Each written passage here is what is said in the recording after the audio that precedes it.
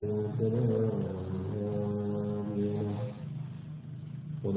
أن لا إله إلا الله ونشهد أن محمدا عبده ورسوله ورسله بالحق بشيرا ونذيرا بين يدي الساعة من يطع الله ورسوله فقد رشد ومن يعصهما فإنه لا يضر إلا نفسه ولا يضر الله شيئا وصلى الله على النبي الأمي وعلى آله وصحبه وسلم تسليما كثيرا كثيرا أما بعد فقد قال الله تعالى في كتابه الكريم بعد أعوذ بالله من الشيطان الرجيم إن الذين قالوا ربنا الله ثم استقاموا تتنزل عليهم الملائكة ألا تخافوا ولا تحزنوا وأبشروا بالجنة التي كنتم توعدون. وقال النبي صلى الله عليه وسلم في معنى الحديث لا يؤمن أحدكم حتى يكون هواه تبعا لما جئت به أو كما قال صلى الله عليه وسلم. Segala puji bagi Allah Ta'ala serta salawat dan salam kepada baginda Rasulullah sallallahu alaihi wasallam. Para alim ulama yang mulia, bapak-bapak hadirin yang dirahmati oleh Allah Subhanahu wa taala.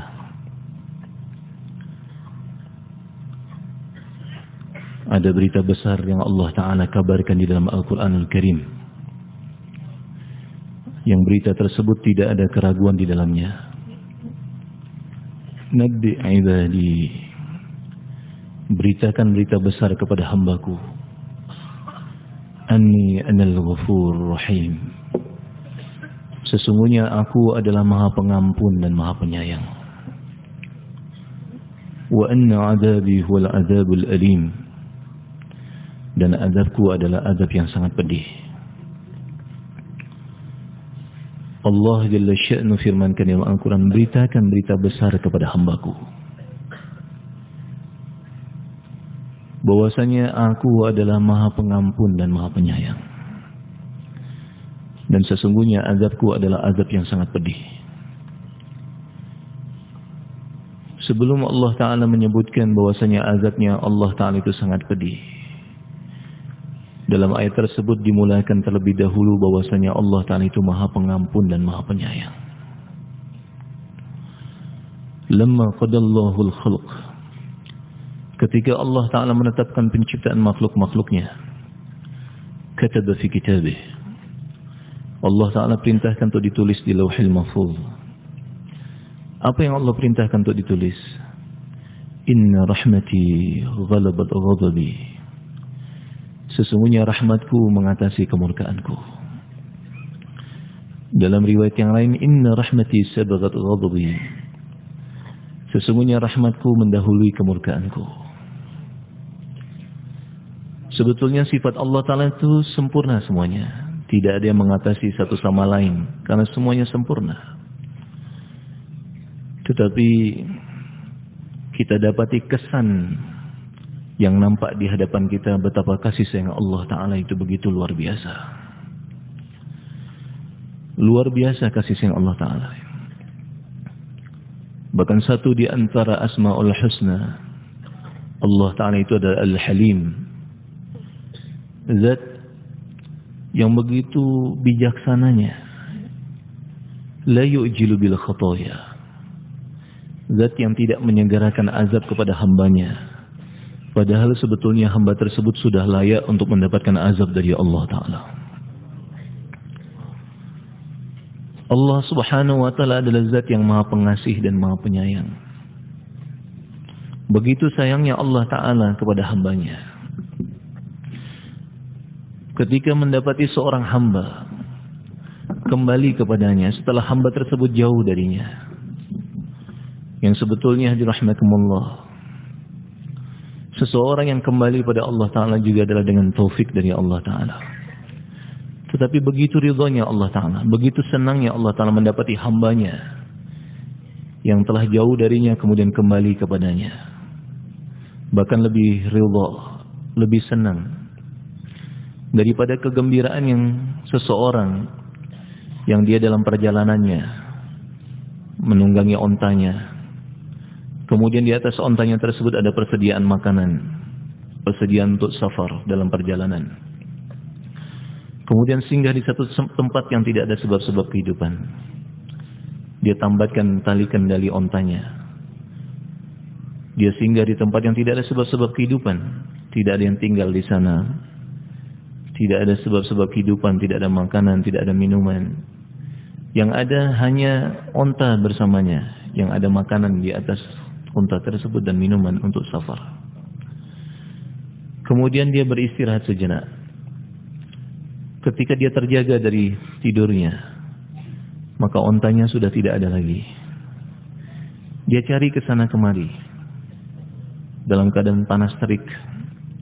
Tidak ada yang bisa ditanya, tidak ada yang bisa dimakan, tidak ada yang bisa diminum. Letih.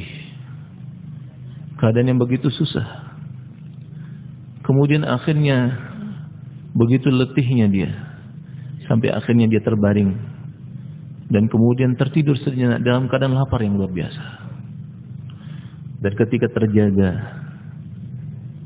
maka dia dapati kembali ontanya ada di sampingnya.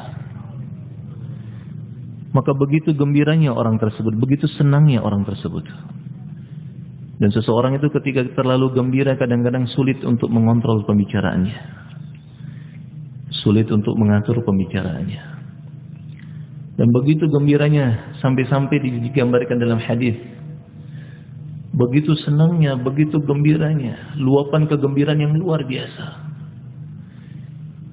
Sampai dia salah berucap, yang maksudnya bukan seperti yang dia ucapkan. Apa yang dia katakan? Allahumma anta abdi wa ana rabbuk. Ya Allah, engkau adalah hambaku dan aku adalah Rabbmu. Padahal maksudnya ya Allah, karena begitu gembira. Ini hadis menggambarkan betapa gembiranya orang tersebut. Begitu senangnya orang tersebut. Begitu bahagianya orang tersebut. Sukacita yang luar biasa. Dalam keadaan lapar yang luar biasa, letih yang luar biasa. Lalu dia dapati onta ada di hadapannya, yang masih ada makanan, minuman. Kemudian karena begitu gembira dia salah berucap, ya Allah, engkau adalah hambaku dan aku adalah Rabbmu. Padahal maksudnya, ya Allah, engkau adalah Rabbku dan aku adalah hambamu. Maka Nabi SAW menjelaskan bahwasanya Allah Ta'ala lebih ridha, lebih senang kama yaliku bisya'ni, lebih ridha ketika mendapati hambanya yang telah jauh darinya, kemudian hamba tersebut kembali kepadanya, lebih ridha daripada gembiranya orang tersebut mendapati kembali ontanya. Lalu kalau Allah Ta'ala begitu ridha dengan seseorang yang telah jauh darinya kembali kepadanya, bagaimana ridhonya Allah Ta'ala kepada seseorang yang berusaha agar setiap hamba Allah kembali kepada Allah Ta'ala. Oleh karena itulah kenapa para anbiya alaihi wassalam menjadi kekasih-kekasih Allah. Karena tidak ada keinginan mereka, melainkan bagaimana seluruh manusia kembali kepada Allah, kenal dengan Allah, mengenal kehebatan Allah, mengenal kasih sayang Allah, keagungan Allah, kesempurnaan Allah, kesucian Allah. Bagaimana di setiap hati umat manusia ada keyakinan atas kehebatan Allah, bahwa Allah adalah zat yang maha sempurna. Begitu sempurnanya Allah, sampai Nabi SAW sendiri mengakui kelemahannya. Untuk memuji Allah Ta'ala sebagaimana agungnya Allah pun beliau mengakui kelemahan, tidak mampu untuk memuji Allah sebagaimana agungnya Allah Ta'ala. Allahumma la ussi sana'an alaika anta kama asnaita ala nafsik. Ya Allah, hamba tak mampu untuk menghitung pujian kepada zatmu sebagaimana semestinya. Engkaulah yang berhak dan mampu untuk memuji zatmu sebagaimana engkau berhak untuk dipuji. Hadirin rahmatullah, Allah adalah zat yang maha pengasih dan maha penyayang. Begitu sayangnya Allah Ta'ala sampai dijelaskan oleh para ulama, diseru kita dengan penuh kasih sayang. Fa'aina tadhabun? Mau kemana kalian hamba-hambaku? Mau kemana kalian? Fa'aina tadhabun? Mau kemana kalian? Diseru oleh Allah. Ya ayyuhal insan, ma gharraka bi rabbikal karim. Begitu pemurahnya Allah, begitu agungnya Allah, begitu sempurnanya Allah, kalian lari kepada selain aku. Ayuqra'u babu ghairi wa babi maftuhan. Bagaimana mungkin diketuk pintu selain daripada pintuku, sedangkan pintuku selalu dalam keadaan terbuka. Ada satu orang waliullah, beliau merenungkan ayat Allah sembari bermunajat kepada Allah. Beliau bermunajat kepada Allah, ya Allah, Engkau firmankan di dalam Al-Quran, faqula lahu qawlan layyina la'allahu yatadzakkaru aw yakhsha. Wahai Musa dan Harun, berkatalah kalian berdua kepada Fir'aun itu dengan lemah lembut, agar dia mengambil pembelajaran dan dia takut kepada Allah. Lalu waliullah tersebut bermunajat, wahai Allah, hadza rifquka biman yaqul ana ilah, wa kaifa rifquka biman yaqul anta ilah. Ya Allah, itu kelembutanmu kepada seseorang yang mengatakan bahwa dirinya adalah Tuhan. Lalu bagaimana kelembutanmu dengan seseorang yang dia mengatakan bahwa engkaulah adalah Tuhan. Engkaulah adalah yang berhak untuk disembah. Hadirin rahimakumullah. Allah Ta'ala adalah zat yang maha pengasih dan maha penyayang. Dijelaskan dalam riwayat bahwa Allah Ta'ala itu memiliki 100 bagian rahmat. Laisa litahdid si'ati rahmatillah. Bukanlah untuk membatasi luasnya rahmat Allah, tapi takriban lil faham, supaya kita faham betapa luasnya rahmat Allah, yang sebetulnya rahmat Allah tak terbatas, tak terhingga. Dan dari 100 bagian rahmat Allah Ta'ala itu, 1 bagian rahmat saja yang Allah curahkan ke permukaan bumi ini. Yatarahamul khalq. Makhluk-makhluk Allah saling berkasih sayang. Seorang ibu sayang kepada anaknya, seorang bapak sayang kepada anaknya, seorang kakek sayang kepada cucunya. Coba kita cermati dan renung, hadirin dia. Siapa kita ini dulu? Dari apa kita ini? Minha khalaqnakum wa fiha nu'idukum wa minha nukhrijukum taratan ukhra. Dari tanah kami ciptakan kalian, kami kembalikan kalian ke tanah, dan kami bangkitkan kalian dari tanah. Inna khalaqnal insana min nutfatin amshaj. Kami jadikan kalian itu dari nutfah, dari air mani, yang bercampur kita dari air mani. Tetapi dari air mani tersebut Allah jadikan satu sosok yang begitu indah yang disebut dengan manusia. Lahir kita dari rahim ibu kita masing-masing. Siapa yang meletakkan rasa kasih sayang kepada orang tua kita sehingga sayang kepada kita? Sukacita, ayah kita gembira mengumandangkan azan, Allahu Akbar, Allahu Akbar. Padahal dulu kita dari air mani. Sungkan seseorang, malu mungkin seseorang mengenakan pakaian yang ada air maninya. Tapi kita asalnya dari air mani, kemudian jadi sosok yang disebut dengan manusia. Dan kemudian Allah letakkan rasa kasih sayang kepada orang tua kita ketika melihat kita sayang kepada kita. Tapi kita lupa dengan Allah yang begitu sayang kepada kita.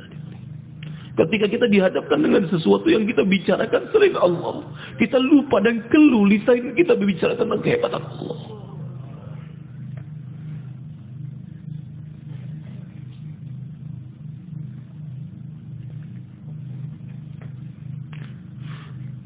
Padahal menyebut Allah, mengingat Allah adalah obat. Menyebut makhluk dan mengingat makhluk asal menjadi penyakit tadi beliau. Bukankah orang tua kita, Allah ya rahmat, semoga Allah Ta'ala menerangi kubur beliau, Haji Sab, rahimahullah, selalu dia katakan Allah kuasa, Makhluk tidak kuasa. Allah kuasa. Makhluk tidak kuasa.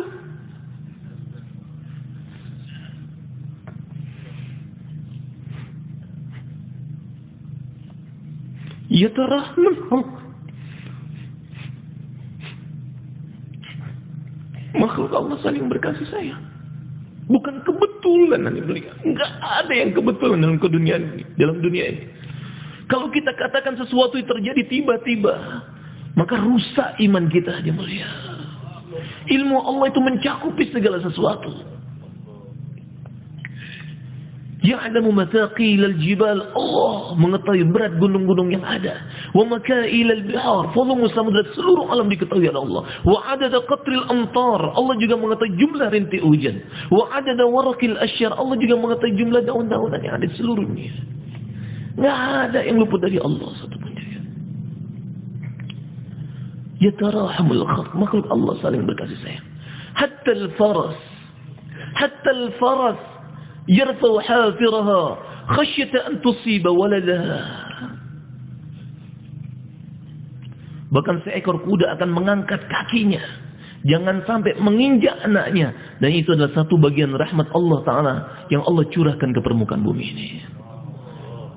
Lalu bagaimana apa yang Allah sembunyikan nanti Allah simpan bagi kita orang yang beriman di dalam surganya Allah di akhiratnya Allah. Maka dunia ini sebentar aja dimulia. Mau ngapain kita dilihat? Sekaranglah waktunya. Fa innal yawma 'amalun wala hisaba. Sekarang waktunya untuk beramal. Bukan waktunya perhitungan. Wa ghadan hisabun wala 'amala. Dan besok adalah waktunya perhitungan dan bukan waktunya beramal. Hadirin rahimakumullah. Allah begitu sayang kepada kita. Sekawanan-tawanan perang dihadapkan kepada Nabi sallallahu alaihi wasallam. Maka ada seorang ibu mencari-cari putranya ke sana kemari tidak didapati. Setelah dicari, akhirnya berjumpa. Ketika berjumpa dengan putranya, dipeluknya dengan kasih sayang, diciumnya dengan penuh kasih, dipeluknya lagi, diciumnya lagi. Dan kejadian tersebut terjadi di hadapan Nabi sallallahu alaihi wasallam dan sahabat. Dan sahabat anhum menangis melihat sayangnya ibu tersebut kepada anaknya.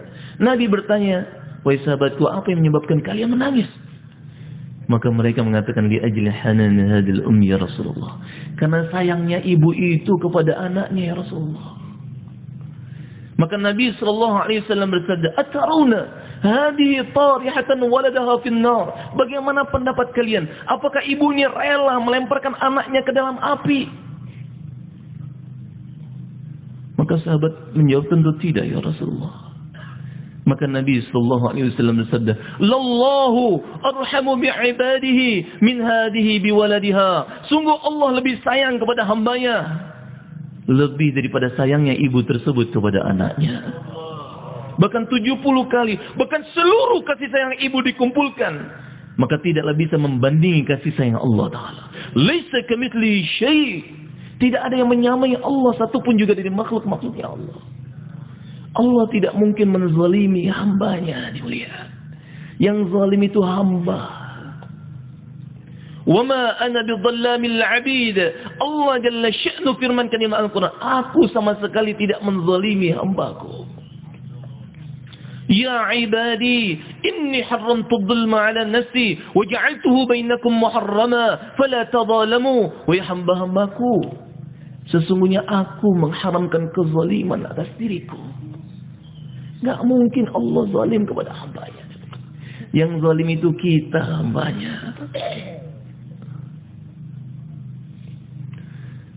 Hadirin rahimakumullah, Allah adalah zat yang maha pengasih dan maha penyayang. Dan bukti kasih sayang Allah Ta'ala yang terbesar dan mulia, Allah berikan agama kepada kita. Allah berikan ad-din kepada kita. Agama. Dan agama bukan hanya solusi akhirat, tapi juga solusi dunia dan akhirat. Ad-din, agama, adalah bukti kasih sayang Allah Ta'ala yang terbesar kepada hambanya. Hari ini orang Dia enggan mengamalkan agama karena dia berpikir bagaimana nanti dunia saya. Padahal hadirin rahimakumullah, seseorang ketika menempuh jalan menuju ridhonya Allah, ketika menempuh jalan menuju surganya Allah Ta'ala, belum di surga, cerminan kehidupan surga dia akan rasakan dalam kehidupan di dunia ini. Ketenangan, kedamaian, ketentraman. Tidak terkesan dengan suasana dan keadaan. Kenapa dia melihat? Karena dia dalam naungan Allah. Karena dia bersama Allah. Lihat bagaimana sahabat anhum, keadaan yang begitu mencekam. Wa balaghatil qulubul hanajir, hati sudah sampai ke kerongkongan. Kinayatun anil faza'. Keadaan begitu mencekam. Tetapi pandangan mereka tertuju apa yang menjadi tanggung jawab mereka, kerja mereka. Mereka fokus dengan kerja. Bagaimana keadaan, maka mereka serahkan kepada Allah Ta'ala. Bukan sibuk bicara tentang keadaan, tapi buat kerja. Pada waktu itu dikepung Nabi sallallahu alaihi wasallam dan sahabat anhum. Tapi menakjubkan hadirin rahimakumullah. Hati sudah sampai kepada kerongkongan, kinayatun anil faza'. Keadaan begitu mencekam sekali. Musuh dari berbagai macam arah. Mereka bersekutu untuk menyerang Nabi SAW dan sahabat lain. Tapi menakjubkan sahabat. Mereka menggali parit sembari mereka menyenandungkan, nahnul ladina bay'u Muhammada 'ala al-islami ma baqina abada. Kami adalah hamba-hamba Allah Ta'ala yang telah berjanji setia kepada Muhammad sallallahu alaihi wasallam untuk selalu memperjuangkan agama selagi hayat masih di kandung badan. Di dalam hayatus sahabah menakjubkan dan mulia. Ada satu peristiwa pada waktu itu di mana ada terjadi gesekan di antara orang Muhajirin dan Ansar. Sehingga orang-orang munafik telah membuat makar dan mengungkapkan perkara-perkara yang tidak selayaknya setelah dilerai antara Muhajirin dan Ansar, dan kemudian mereka seperti sedia kala. Kemudian orang-orang yang punya penyakit di dalam hatinya, orang-orang munafik, lalu mereka mengatakan la yukhrijunna al-'azzal minal azal. Bahwasanya nanti orang-orang yang mulia akan mengusir mereka-mereka yang hina dari Madinah. Maksudnya mereka mengatakan kami akan mengusir Muhammad sallallahu alaihi wasallam dan para sahabat Muhajirin dari Madinatul Munawwarah. Sehingga sahabat pada waktu itu di antara Sayyidina Umar radhiyallahu anhu, maka beliau ketika itu rahimakumullah mengatakan kepada Nabi SAW, ya Rasulullah, da'ni adrib unuqah. Ya Rasulullah, biarkan aku menebas lehernya. Itu Abdullah bin Ubay bin Salul yang telah mengatakan itu, aku tebas lehernya. Nabi SAW sabdakan, wahai Umar, apa kamu akan buat? Iya ya Rasulullah. Kalau begitu kamu duduk. Kemudian Usaid bin Hudayr juga mengatakan yang sama. Kalau begitu kamu duduk. Kemudian apa yang dibuat oleh Nabi? Maka Nabi meletih-letihkan mereka dalam perjalanan yang letih. 3 hari 3 malam dia melihat. Ketika mereka sudah melalui panas yang sangat terik, dan apabila singgah di satu tempat, maka mereka melihat tanah itu seperti kita hari ini ada ungkapan, kalau sudah melihat kasur itu inginnya tidur aja. Maka pada waktu karena letih yang luar biasa, kalau mereka melihat tanah, mereka ingin istirahat karena begitu letih yang luar biasa. Dan apa maksud Nabi? Supaya mereka tidak terlalu banyak bincang-bincang masalah itu lagi, tapi bagaimana mereka fokus dengan kerja. Dan Maulana Yusuf rahimahullah beliau menjelaskan istisal fitnah, untuk mencabut akar fitnah dari sedalam-dalamnya, sehabis-habisnya adalah dengan kerja dan berjuang dan perjalanan di jalan Allah Subhanahu wa taala.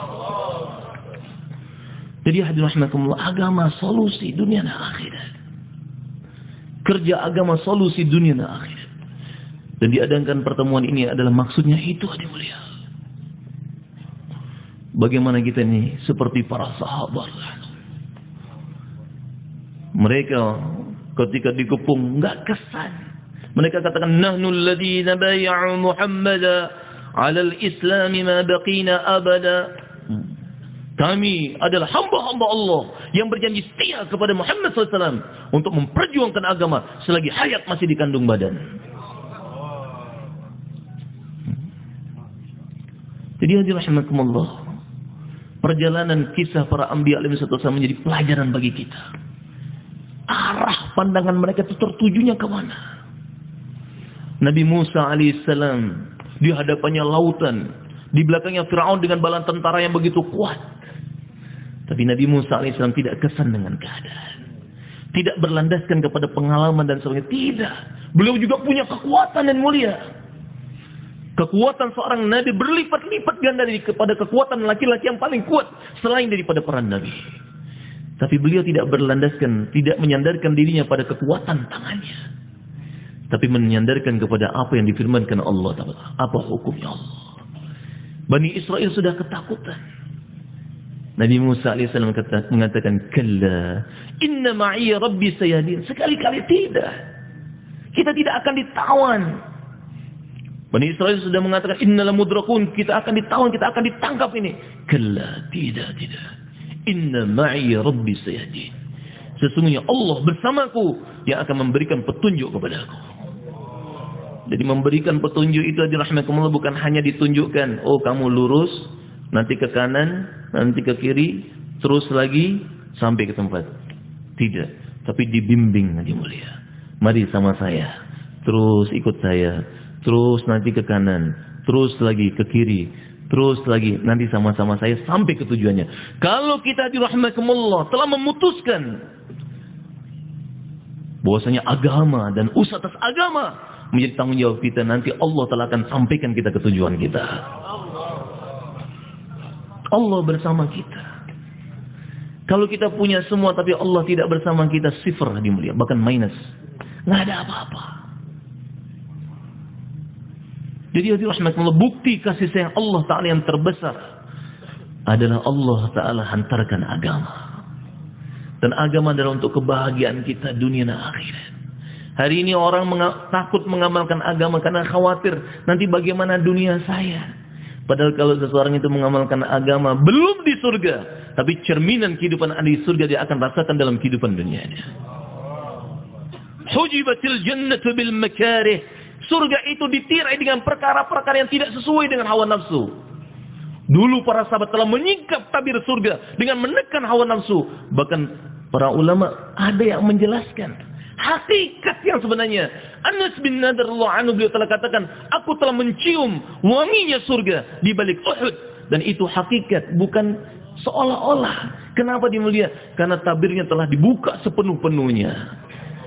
Kalau saya dan kita ini masih buka tutup dimulia. Kalau mereka sudah dibuka betul, sehingga tidak heran diberikan kebahagiaan bagi mereka walaupun dalam keadaan sesuatu yang susah, berat.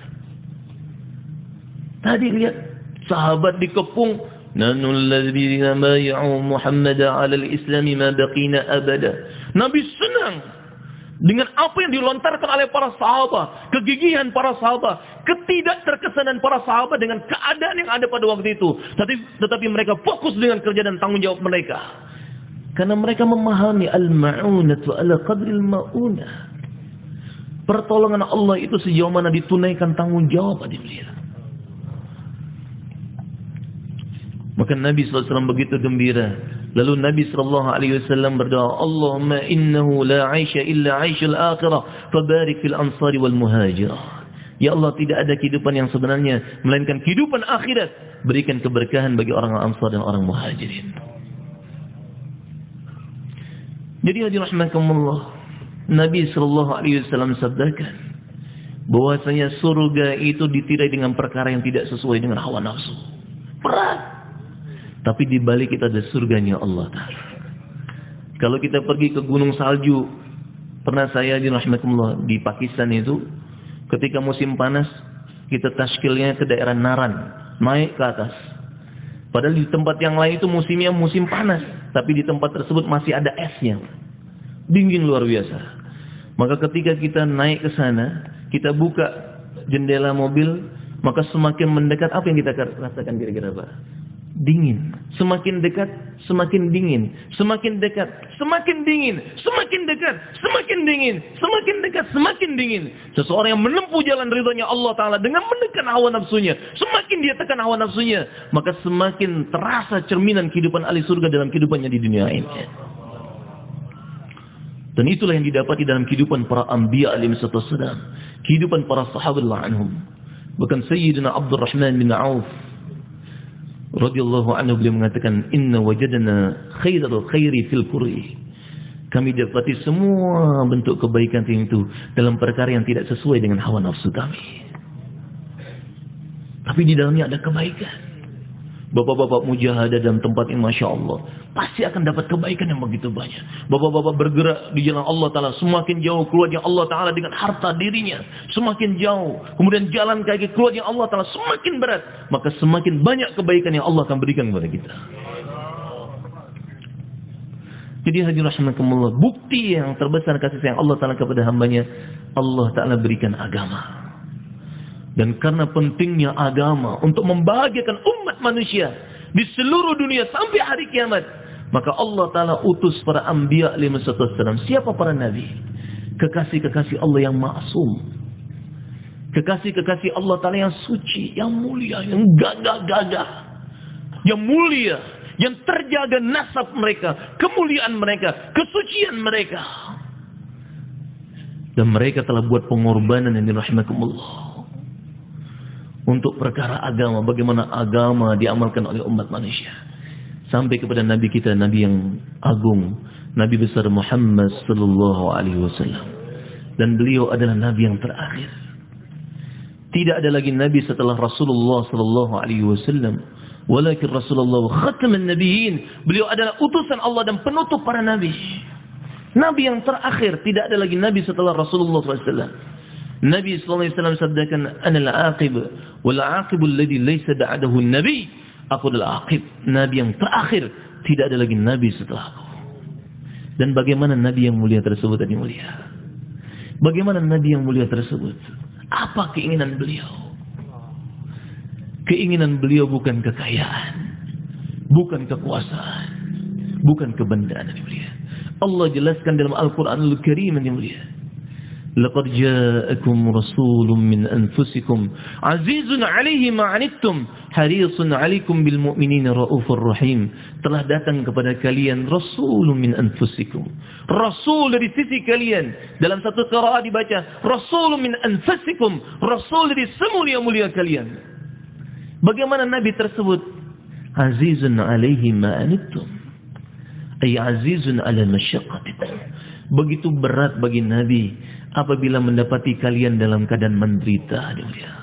Susah hati Nabi. Kalau mendapati kalian dalam keadaan menderita, susah hati Nabi. Kalau mendapati ada yang tidak beriman kepada Allah Ta'ala, susah hati Nabi. Sedih hati Nabi Sallallahu Alaihi Wasallam. Bahkan digambarkan dalam Al-Quranul Karim, فَلَعَلَّكَ بَاخِرٌ نَفْسَكَ عَلَىٰ آثَارِهِمْ إِنْ لَمْ يُؤْمِنُوا بِهَذَا الْحَدِيثِ أَسَفًا. Begitu dekat keadaan Nabi SAW, seperti membinasakan dirinya sendiri ketika mendapati mereka yang tidak beriman karena kesedihan beliau. Dan itu juga di dalam benak para sahabat Allah. Sayyidina Umar Allah, kita tahu siapa beliau.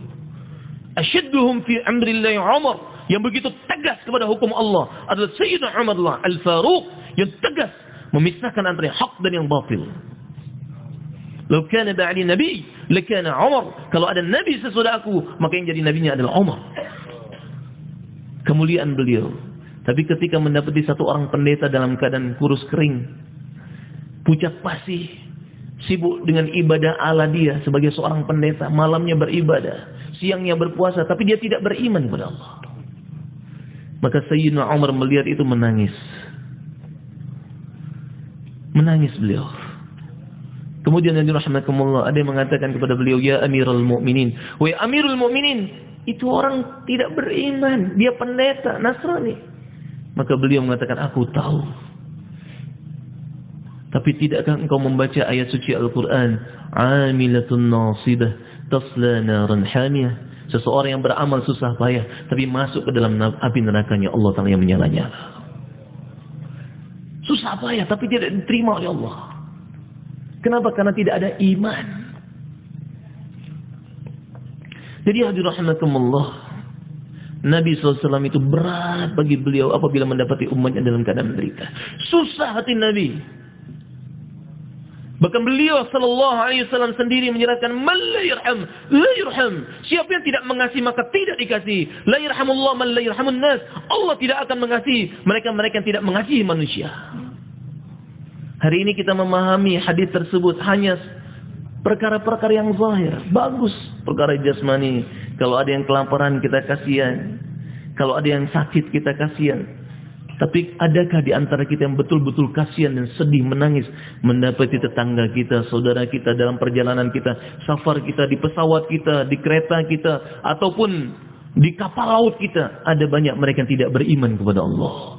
Berapa banyak mereka yang tidak menunaikan salat, berapa banyak mereka yang jauh dari Allah Ta'ala. Adakah kita meneteskan air mata? Sedangkan Nabi SAW sabdakan, "Man la yarham, la yurham." Siapa yang tidak mengasihi maka dia tidak akan dikasihi. Nabi SAW mengajarkan kepada kita bagaimana beliau azizun alaihi ma anittum.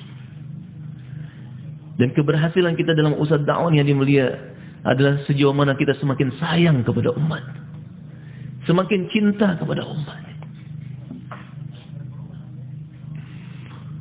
Azizun alaihi ma anittum harisun alaikum. Dan apa keinginan Nabi yang terbesar? Hirs, kata para alim ulama, keinginan yang meluap-luap. Sampai diartikan ketamakan. Keinginan yang meluap-luap. Yang kalaulah untuk mencapai keinginan tersebut, nyawa dikorbankan, nyawa pun dikorbankan. Harta dikorbankan. Apapun juga dikorbankan. Perasaan dikorbankan. Dan apa keinginan yang meluap-luap dalam benak Nabi SAW? Hidayah.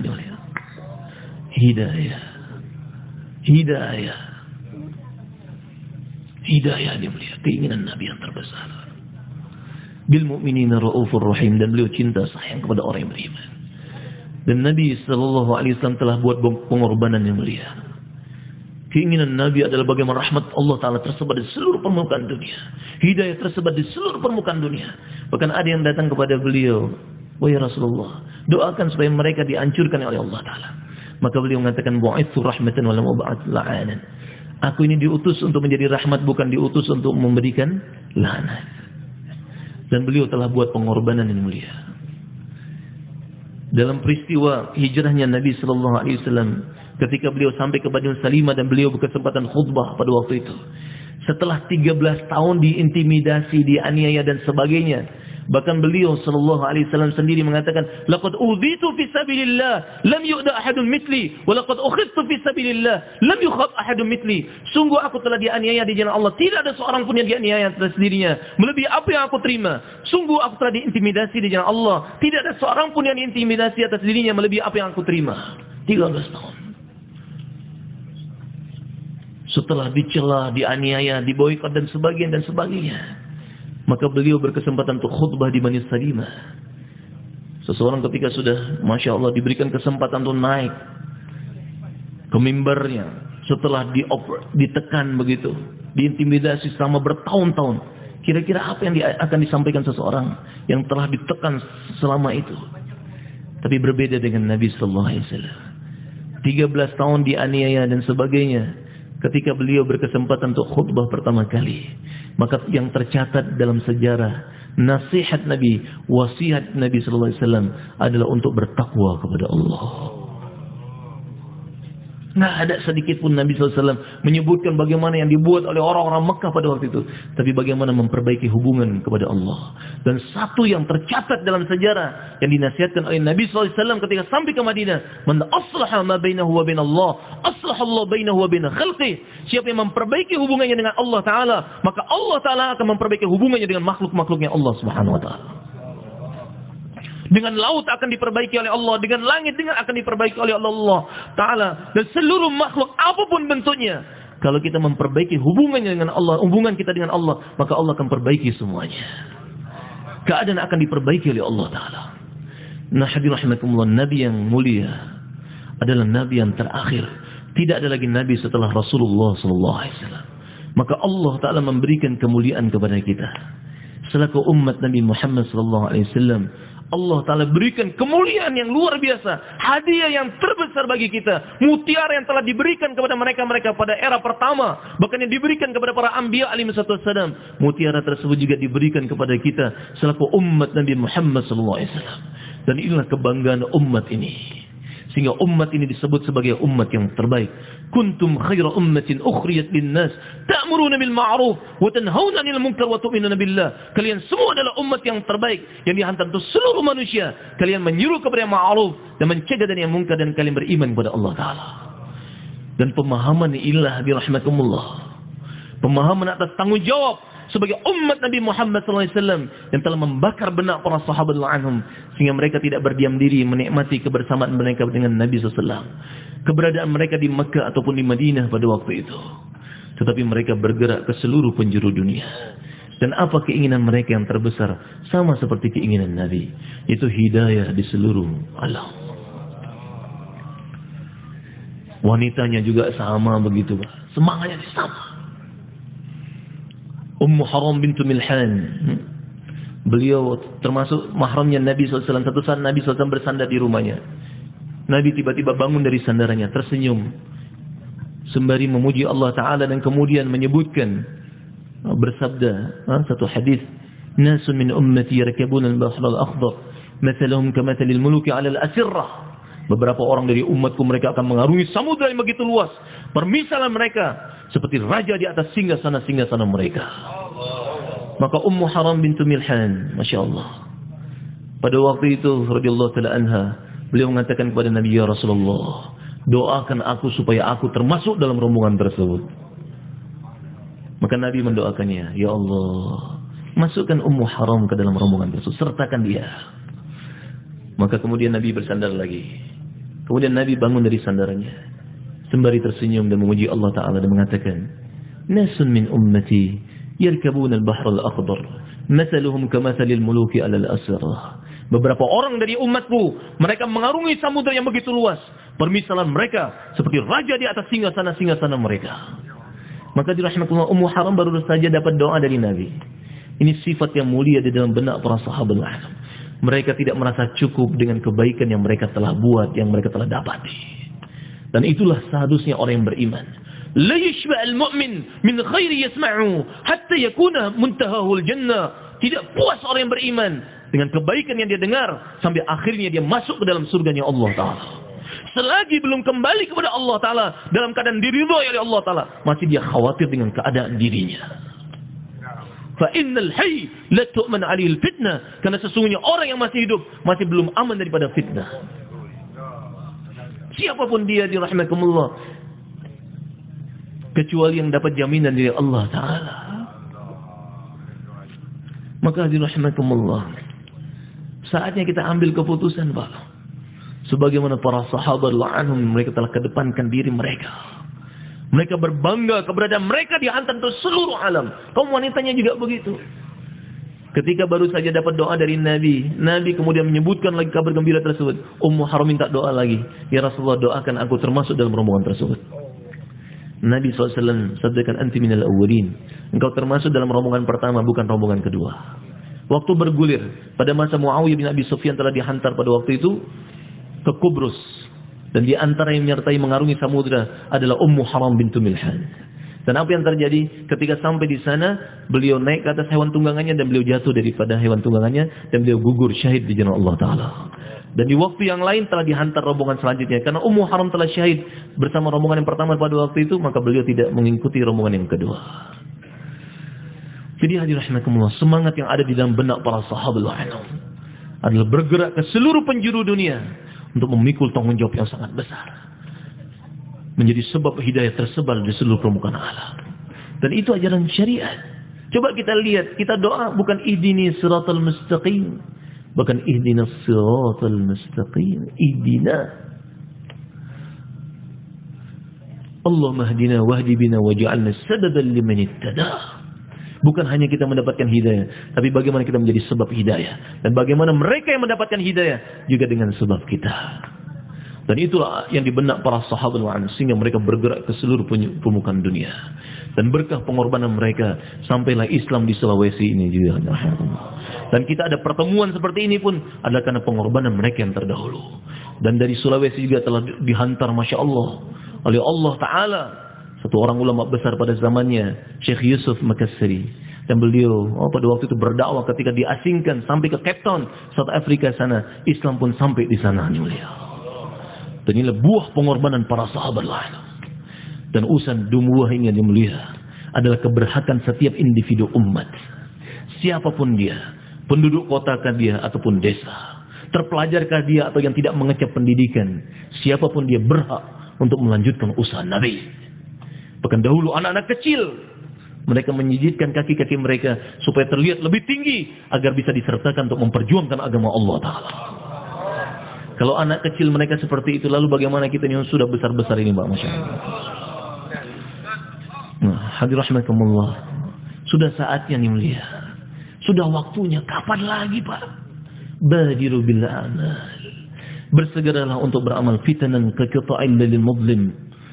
Sebelum datang fitnah seperti malam gelap gulita. Yusbihur rajul mu'minan wa yumsi kafira. Seseorang di pagi harinya beriman, sore harinya kafir. Wa yumsi mu'minan wa yusbihu kafira. Sore harinya beriman, pagi harinya kafir. Yabi'u dinahu bi'aradi minad dunya. Karena dia telah jual agamanya demi secebis daripada kebendaan dunia. Lihat bagaimana Rasulullah SAW mencontohkan kepada kita. Untuk kebaikan berlomba-lomba, bersegera. Untuk agama jangan lihat yang di bawah kita, lihat para sahabat lain. Lihat bagaimana Nabi SAW. Lihat bagaimana sahabat lain. Sehingga kita tidak merasa sudah berbuat apa-apa. Sebetulnya kita masih belum apa-apa dilihat. Dibandingkan dengan para sahabat lain. Kalaupun kita sudah berkorban besar juga nilainya di sisi Allah Ta'ala. Tapi kalau dibandingkan dengan para sahabat lain, belum apa-apa. Lihat bagaimana Nabi SAW mencontohkan kepada kita untuk bersegera dalam kebaikan. Salat asar Nabi SAW berjamaah pada waktu itu. Setelah asar beliau bergegas pulang ke rumah. Sehingga timbul di benak para sahabat lain pertanyaan. Kenapa Nabi bergegas pulang ke rumah? Tidak seperti biasanya. Dan pertanyaan di benak para sahabat karena kekhawatiran mereka dengan keadaan Nabi SAW.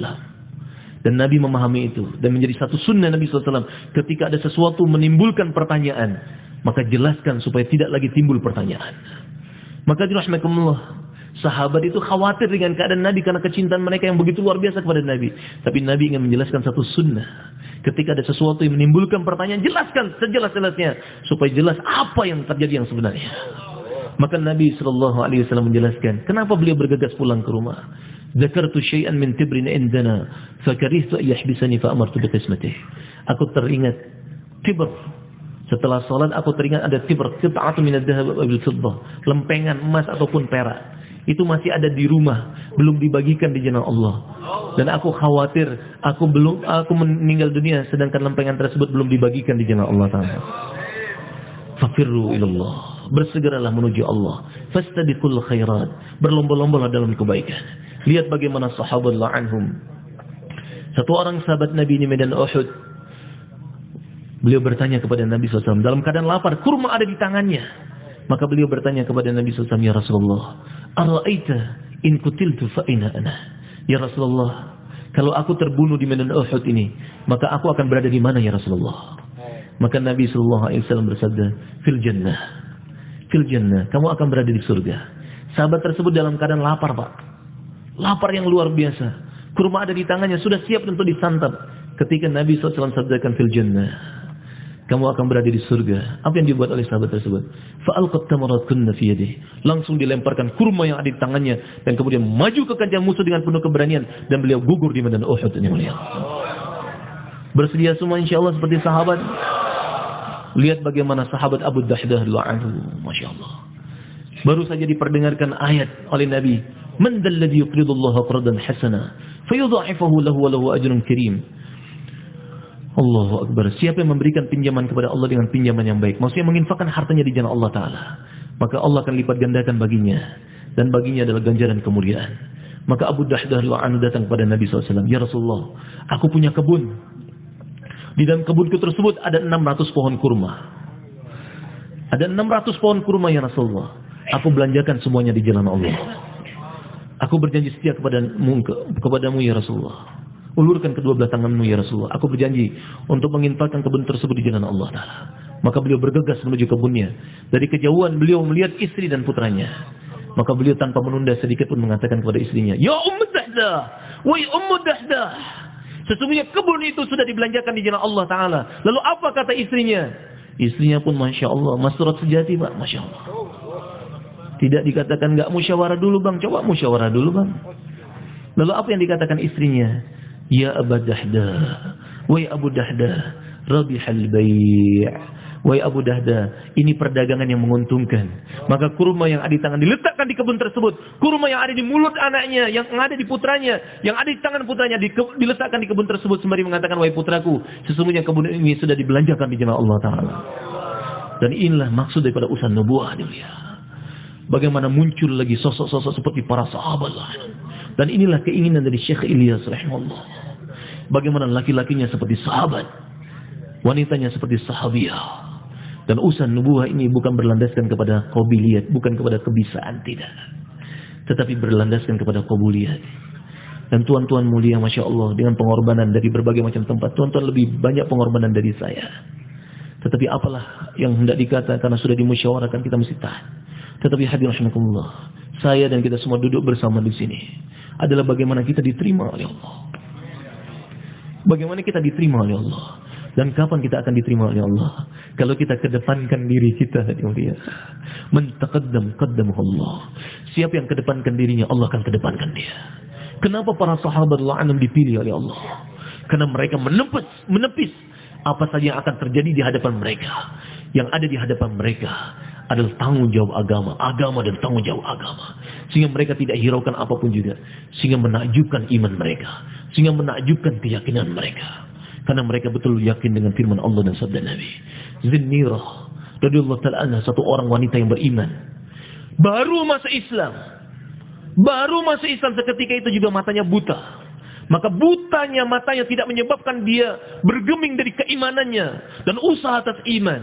Ketika dia mengatakan kepada beliau, wa zinnirah, kamu telah dikutuk oleh Lat dan Uzza sehingga mata kamu buta. Katamu. Maka beliau mengatakan, mereka berdusta. Sesungguhnya Lata dan Uzza tidak bisa memberi manfaat dan mudarat. Apapun selain Allah tidak bisa memberi manfaat dan mudarat. Yang bisa memberi manfaat dan mudarat hanya Allah Ta'ala. Maka seketika itu juga Allah kembalikan penglihatan kepadanya. Kenapa Allah Ta'ala berikan keimanan seperti itu, dia mulia? Karena mereka telah tepis semuanya. Mereka tidak hiraukan apapun juga yang terjadi. Dan mereka yakin dengan janji Allah. Walladzina jahadu fina lanahdiyannahum subulana wa innallaha lama'al muslimin. Siapa yang bersungguh-sungguh di jalan kami, pasti dan pasti kami akan memberikan jalan-jalan hidayah. Kami akan sampaikan kepada tujuannya yang Allah Ta'ala akan ridha kepadanya. Hadirin rahimakumullah, sudah saatnya. Kapan lagi hadirin rahimakumullah? Alam ya'minil ladina amanu an takhsha'a qulubuhum li dzikrillah. Tidakkah telah dekat masanya bagi orang yang beriman untuk khusyuk dalam taat kepada Allah, untuk khusyuk dalam berzikir pada Allah Ta'ala. Lihat bagaimana Nabi SAW dan sahabat mencontohkan pada kita. Orang-orang yang saleh yang terdahulu, mereka telah kedepankan diri mereka untuk agama. Sekarang tiba giliran kita yang lihat. Sudah tiba masanya bagi kita untuk mengedepankan diri kita. Semua kita bersedia insyaAllah, Pak. Maka kita hadir di sini untuk memenuhi takaza agama. Maka apapun takaza yang akan dihamparkan kepada kita, kita siapkan diri kita dengan berpandangan dan pandangan kita tuju kepada Allah Subhanahu Wa Taala. Kalau kita bertanya kepada diri kita bagaimana, bolehlah kita bertanya kepada diri kita bagaimana. Tapi tidak mungkin kita bertanya kepada Allah bagaimana. Kalau Allah Ta'ala kehendaki, fa'al lima yurid, Allah maha berbuat dengan apa yang dikehendaki oleh Allah Subhanahu Wa Ta'ala. Maka untuk itu kita semua bersedia insyaAllah, Pak. Masya Allah, bismillah. Silakan kita berdiri, Pak. Tazkir pertama kita untuk negeri jauh, kita menuju ke konten tazkir masing-masing provinsi kita insyaAllah. Silakan berdiri, Pak. Silakan, Pak. Masya Allah. Silakan yang berdiri, bismillah, Pak. Jangan malu-malu, Pak. Yang sudah daftarkan dirinya negeri jauh, yang belum lagi, silakan berdiri. Bismillah. Berdiri dulu, Pak. Masya Allah. Bismillah, Pak. Berdiri dulu, Pak, ya. Jangan berjalan. Berdiri dulu, berdiri, Pak. Berdiri tempatnya dulu saja, berdiri. Silakan, Pak. Bismillah. Dari kanan, silakan berdiri. Bismillah, Pak. Yang negara jauh, silakan berdiri, Pak. Bismillah, Pak. Bismillah. Yang sudah FBB, Pak, potensinya untuk berangkat ke negeri jauh, insyaAllah. Kita daftarkan diri kita ke konter tas